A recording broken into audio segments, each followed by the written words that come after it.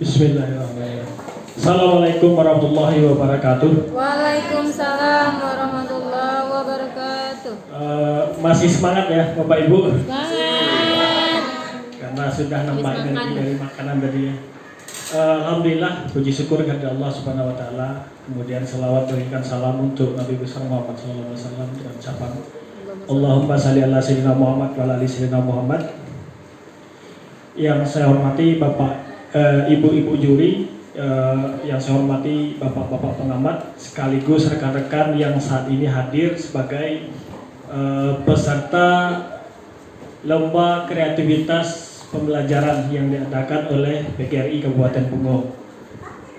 Terus terang, Bu, saya agak minder juga berdiri di sini karena ketemunya dengan guru-guru hebat. Setelah pemaparan 1 sampai dengan 6 peserta tadi, kok kayaknya banyak ilmu baru yang harus saya pelajari, yang bisa saya modifikasi nanti bikin kalau sesuai dengan jenjang SMA bisa saya terapkan di sekolah saya. Baiklah,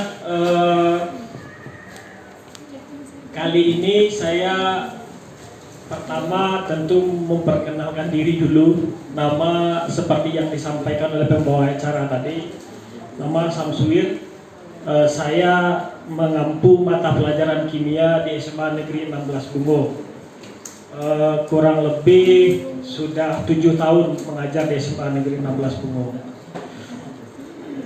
Kali ini saya mencoba membuat suatu kreativitas alat peraga, karena saya sebutnya ini alat peraga, tapi mungkin secara umum ini juga termasuk ke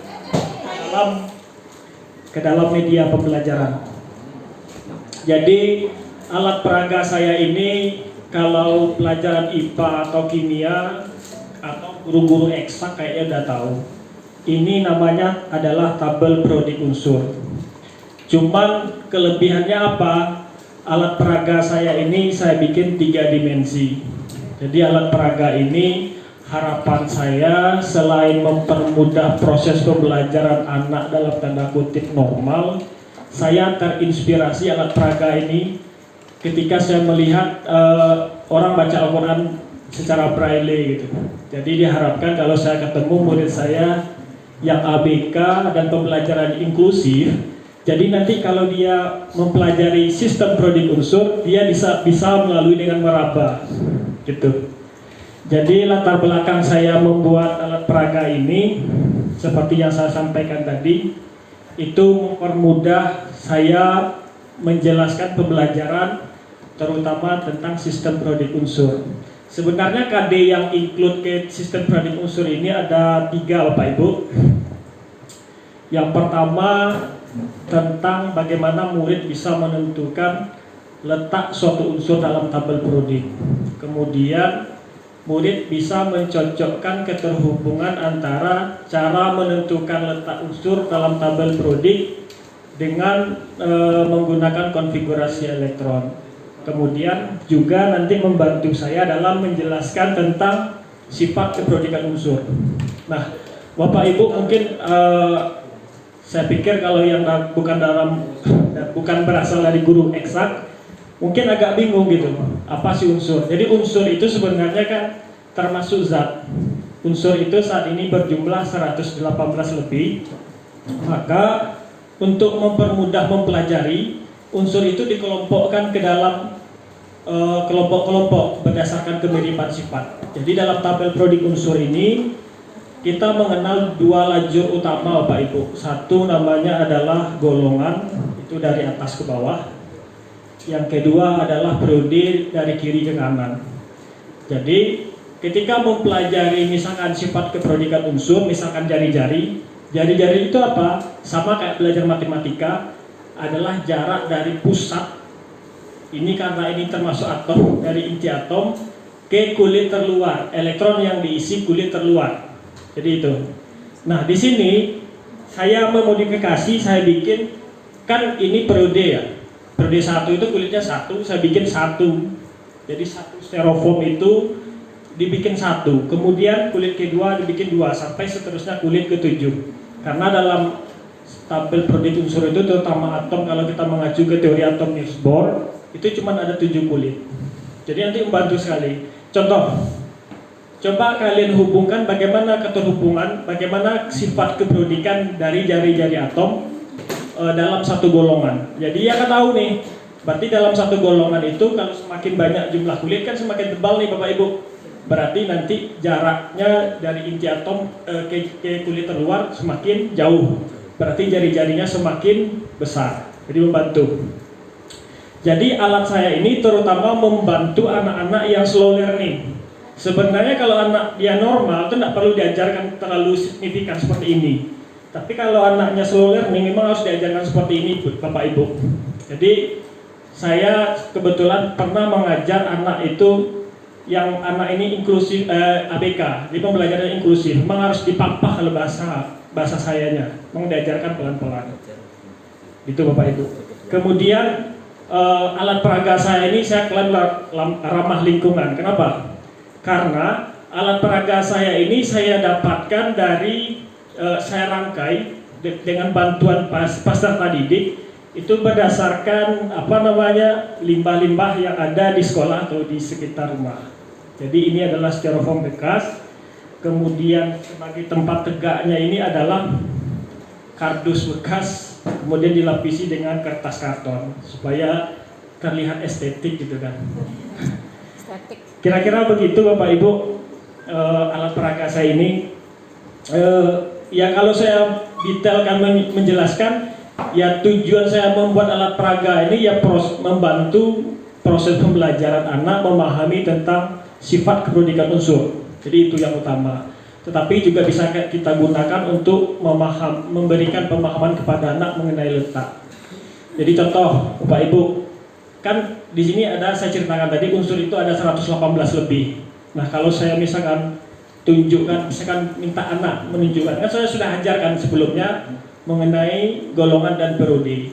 Jadi nanti misalkan saya tunjuk aja ini BE di mana letaknya. Di sini kan juga berguna untuk itu. Misalkan BE, berilium di mana letaknya dalam tabel periode unsur itu terletak di golongan 2A dan periode kedua. Jadi di sini terlihat nih. Kemudian telah saya jelaskan tadi mengenai sifat keperodikan unsur, salah satunya jari-jari. Kemudian juga mengenai energi ionisasi. Sifat keperodikan unsur itu ada namanya energi ionisasi. Apa itu energi ionisasi? Energi yang diperlukan untuk melepaskan elektron pada kulit terluar dari suatu atom. Jadi kita paham di sini Bapak Ibu, kan atom itu menurut teori atom Niels Bohr ada intinya. Di inti ini ada proton dan neutron. Kemudian proton ini bermuatan positif. Kemudian neutron netral. Jadi inti itu sebenarnya inti atom itu bermuatan positif. Sementara elektron dia mengelilingi inti atom. Sini ada gambarnya sebenarnya, tapi nggak kelihatan. Sini Pak Ibu. Ada inti atom, kemudian ada elektron yang beredar mengelilingi inti atom menurut kulit-kulit. Kalau jarak antar inti atom dengan elektron pada kulit terluar itu semakin jauh, berarti jari-jarinya semakin besar. Nanti kan terlihat dari sini nih. Berarti lebih banyak atau tumpukan dari styrofoamnya lebih banyak. Tumpukan ini menyatakan kulitnya Bapak Ibu. Jadi kalau semakin jauh jarak suatu elektron dari inti atom, maka elektron itu akan lebih mudah putus sehingga energi ionisasinya lebih rendah. Jadi itu kira-kira. Seperti itu Bapak Ibu mengenai alat peraga ini. Terus terang slide ini ya belum sempurna saya buat karena saya mikirnya begini tadi, karena miskonsepsi mungkin saya mikirnya kalau alat peraga ya saya jelaskan saja alat peraga itu kegunaannya, manfaatnya, latar belakang saya menyusun dan begitu. Kira-kira begitu Pak Ibu dan Ibu juri. Terima kasih.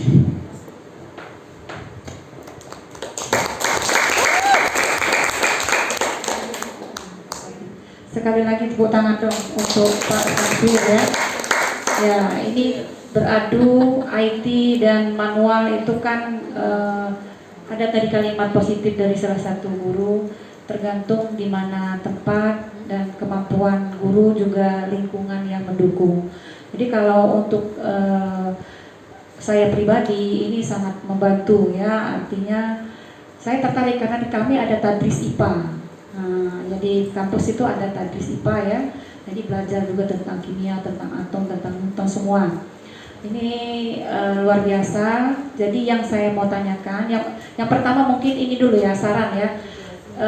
Akan lebih baik mungkin lebih besar lagi Pak ya. Jadi itu ketika posisi berdiri bisa tetap dilihat yang di samping-sampingnya itu. Nah ya dinaikkan dikit lagi gitu. Jadi ketika seperti ini posisinya yang di atas kan tidak terlihat itu. Keterangan yang di atas tidak terlihat. Nah ya mungkin bisa diperbesar lagi. Ininya ya, space-nya bisa diperbesar lagi. Jadi kalau mendengar penjelasan tadi, pembeda masing-masing unsur itu posisi dan ketebalan. Ya, kalau misalnya anak inklusif yang memegang atau anak-anak berkebutuhan khusus berarti posisi dan letak ketebalannya. Ya, begitu. Betul ya? Ya, kalau dari pemahaman yang saya dengarkan dari Bapak tadi. Nah, ini sudah dibuatkan dalam bentuk best practice atau PTK? Belum? Cuma saya gunakan sebagai alat membantu saya dalam pembelajaran. Iya, baru di alat peraga ya, baru sebatas alat peraga. Nah, fungsi alat peraga ini hanya untuk satu materi? Ini 3 KD. 3 KD tapi khusus untuk tabel periodik unsur ya? Ya, khusus topik yang berhubungan dengan tabel periodik unsur saja. Ya, untuk periodik unsur ya. Berarti 3 KD yang memuat satu materi periodik unsur. Ya, membahas tabel periodik unsur. Oke. Nah, yang mau saya tanyakan lagi, ketika dalam proses pembelajaran ini, adakah upaya Bapak ya untuk dapat menciptakan pembelajaran abad 21 sekarang yang ada 4C-nya? Ada kolaboratif, kreatif, critical thinking, komunikatif gitu. Apa hanya di proses pemahaman sebatas di materi yang Bapak sampaikan? Terima kasih. Kebetulan ini kalau siswa saya tuh persisnya kalau kebanyakan ya kalau bicara kimia itu dia mindsetnya sudah sulit juga. Maka sebenarnya saya mencoba membuat alat di mana sih cara anak-anak itu berpikir kimia itu tidak mudah, tidak sulit, tapi mudah dipahami. Salah satunya menggunakan alat ini. Nah di sini mungkin anak bisa kolaborasi.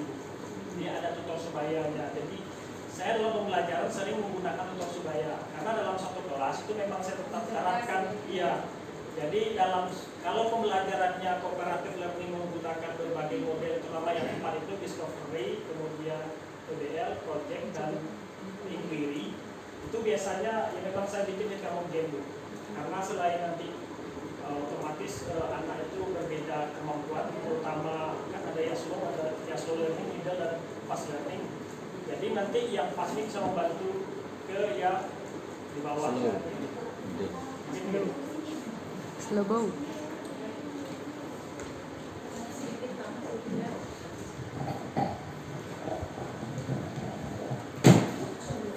Pak Samsuir ya, benar kata Ibu Herlin tadi, ini kreatif sekali ya Pak ya, yang Bapak buat ini.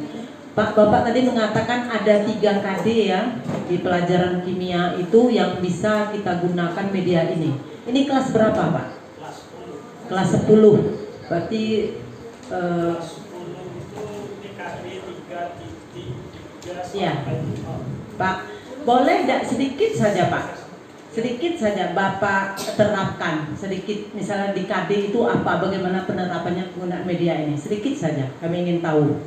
Oke. Di materi itu. Kalau KD misalkan anak menentukan letak unsur dalam tabel protein, sebenarnya menjelaskan letak unsur dalam tabel protein. Jadi sebenarnya juga salah satunya menentukan letak unsur spesifikasi. Misalkan kan tadi sudah saya jelaskan sebelum mungkin pada dalam pembelajaran saya jelaskan bahwasanya golongan ini lajurnya ini, golongan itu adalah lajur vertikal dari atas ke bawah. Ya, vertikal. Kemudian ini dari golongan lajur dari kiri ke kanan. Sebenarnya yang menyusun ini bukan saya, memang sudah ada paketnya gitu. Cuman modifikasi saya di 3 dimensi ini saja.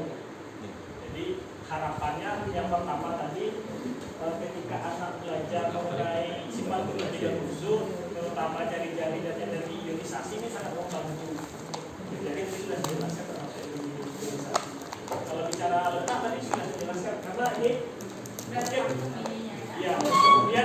apa namanya sistem penggolongan itu ada dua sebenarnya Bu. Saya pakai sistem penggolongan Amerika, di mana unsur itu terbagi menjadi golongan utama dan golongan transisi.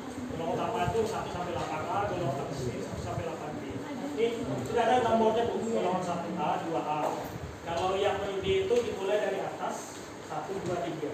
Tadi kode 1 itu cuma 2 unsur penyusunnya. Jadi kalau bicara letak, nanti kalau saya arahkan di mana letak unsur misalkan karbon, itu terletak di golongan 4A protein kedua. Jadi memang anak di istilahnya gimana ya, gaya belajar kinestetiknya bisa terakomodasi ya Bu, sekarang dengan alat peraga ini. Jadi memang lihat dulu ya Pak, sudah punya setia nampak. Terima kasih Pak Samsir. Oh ya Pak Samsuir. Ya, kami ke pembawa acara.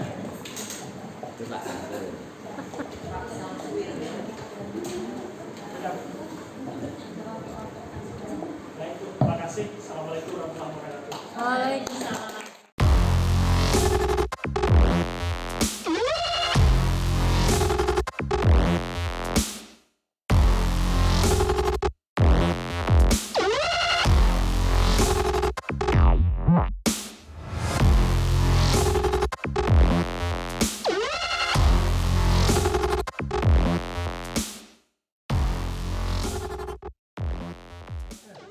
Kami, panitia dan peserta Lomba Kreativitas Guru Pembelajaran HUT PGRI yang ke-77 dan Hari Guru Nasional tahun 2022